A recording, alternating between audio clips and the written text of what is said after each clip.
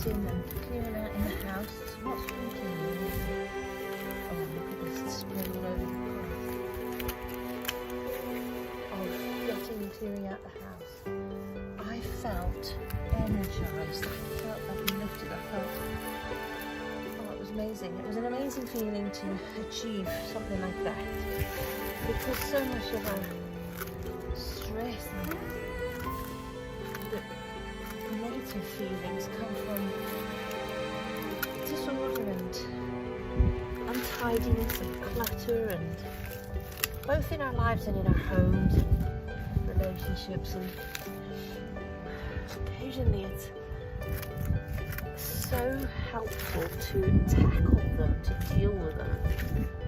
I didn't know where to start when I first started with a clear out. I just looked at it and thought, oh, where on earth do I start?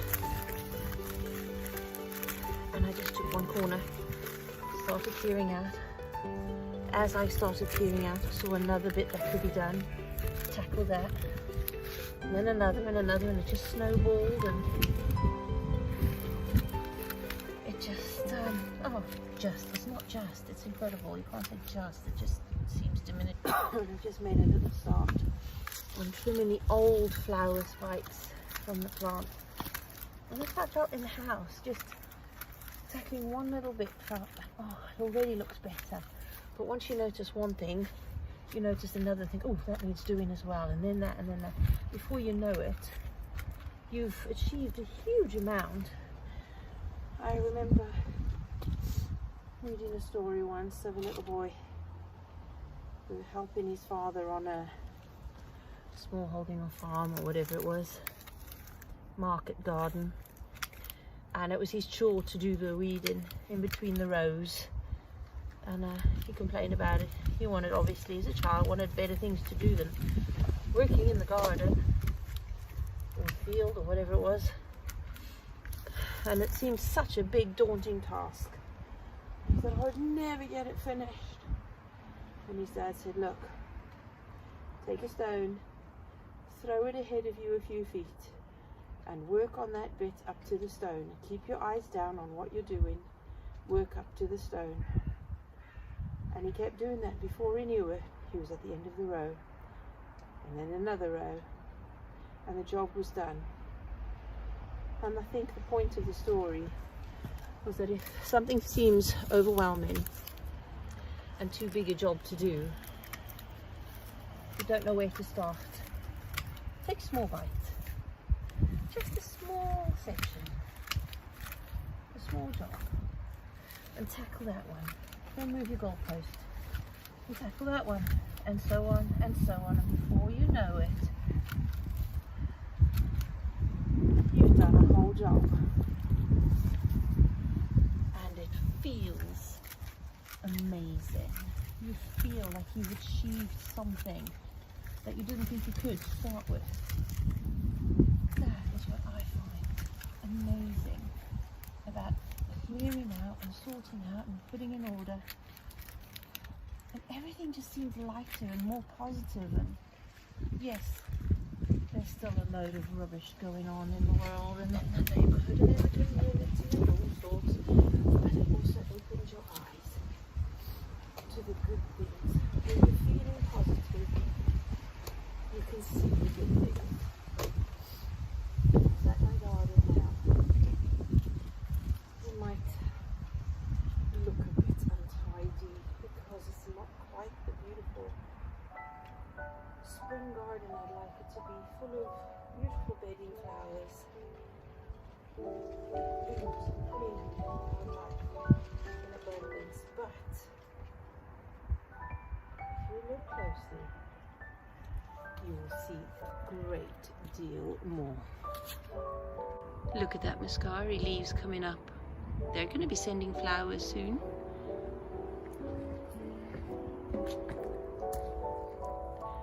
The creeping comfrey have got flowers already. I even have flowers on one of my feverfew. Look at that. I'm going to tidy that up in a moment and give it the best start to have more flowers. Feverfew flower. end of February. And of course there's loads more seeds, so I can just scatter them. It'll cover the ground, and as I have more things to fill the gaps, I can remove it. And look, my little narcissi. A little bit chewed, but beautiful.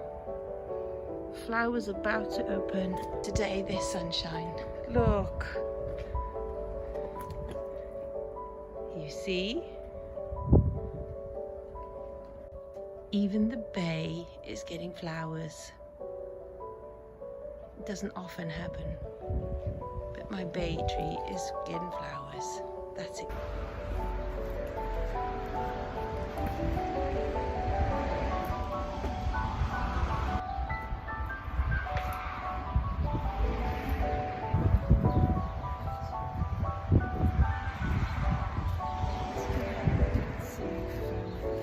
We had a small bird of prey come into the garden, hiding from some rather large crows because they were after a pair of them, maybe protecting their nests or just wanting to dispatch of her, but I think they might have been protecting their own nests.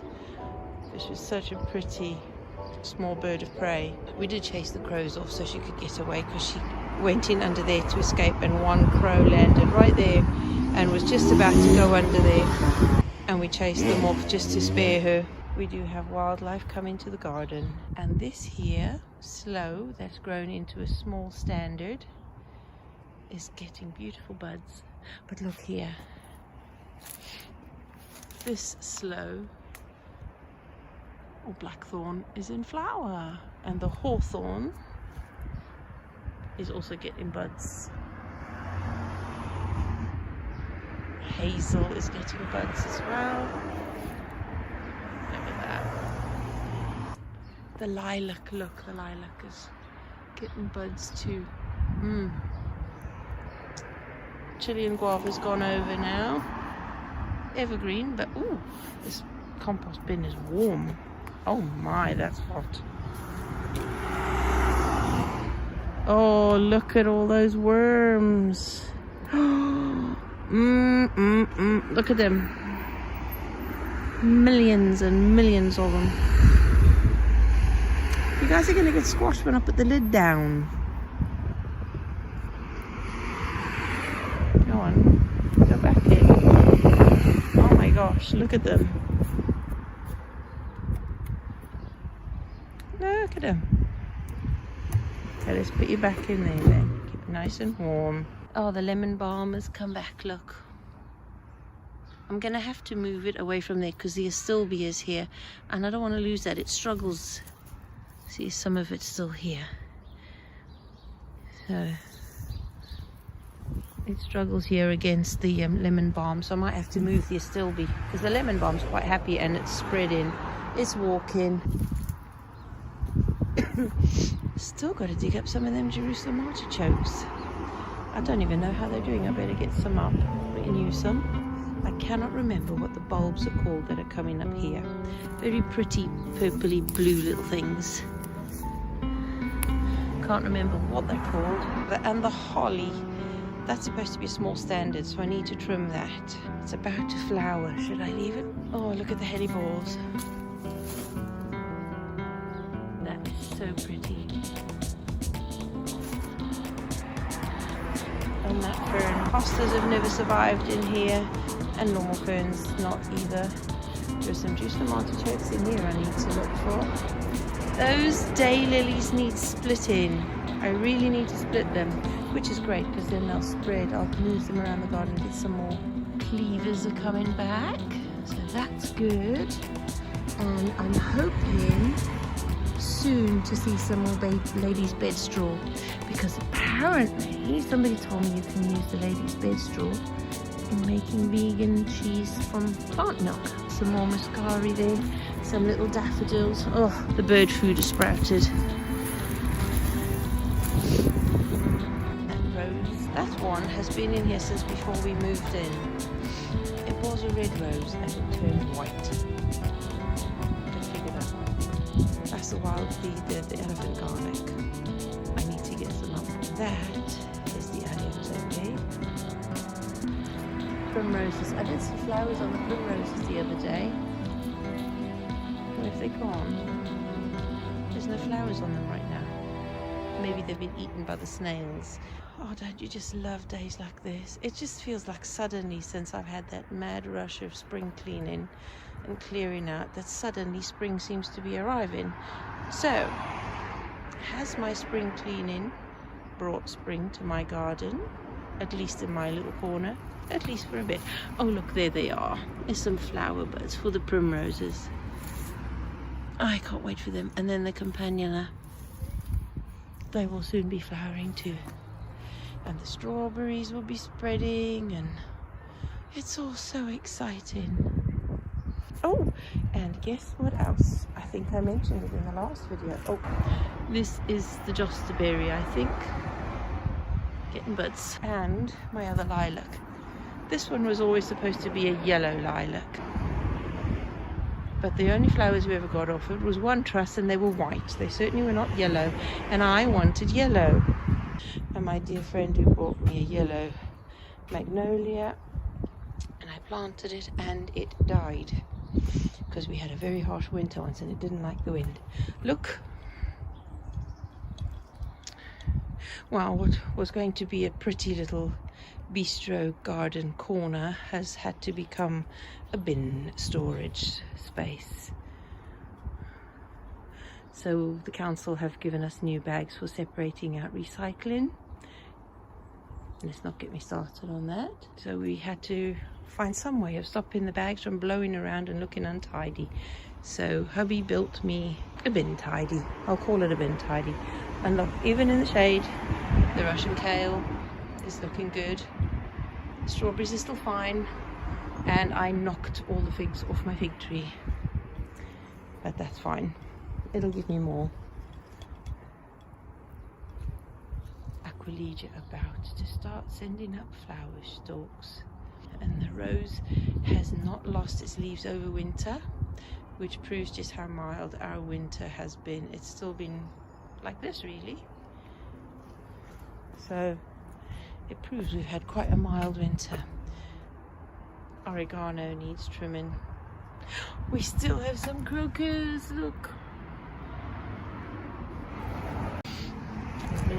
That lavender needs a good hair trim. And I am this year, as part of the projects, is to finish tarting up this fence, but first we have to replace a couple of the beams. I think this one is the worst. Yes, this one's the worst. So we need to replace that beam and then get some algae remover up in the garden. Not a promotion, I am not sponsored. I'm just saying what I will be using. Oh my, that's a lot of house sparrows. And look, the camellia is flowering. This Cotoneaster is going to be going. It's going to become a little bit of a thug. So I'm pulling it up and I'm getting rid of it. The honeyberries are going to be replaced with plants. Something else. Not sure yet, but we are going. Some of the project is to do with fencing in that wall over there and putting the gates on as we intended to. That's one of the projects we want to do this year. Oh look, rhubarb. You see, spring is here. It's not coming, it is already here. Enjoy your spring cleaning, your spring clearing out, and your spring gardens. And if you don't have a garden, get out in nature and enjoy it. It's one of those medicines for the mind that can really help us in these times when things are quite gloomy. We've had such a long, dark spell. Winter has felt like more than 6 months already, and we're not even properly into March yet. So get out in nature, look for spring. The more you look, the more you find. If you take nothing else from this video today, I would hope that it would be whatever you're looking for, you're going to find if you're looking. And clearing out, spring cleaning is extremely uplifting and energizing. Time to go back in and finish editing videos and uploading and cooking supper. Oh, there they are.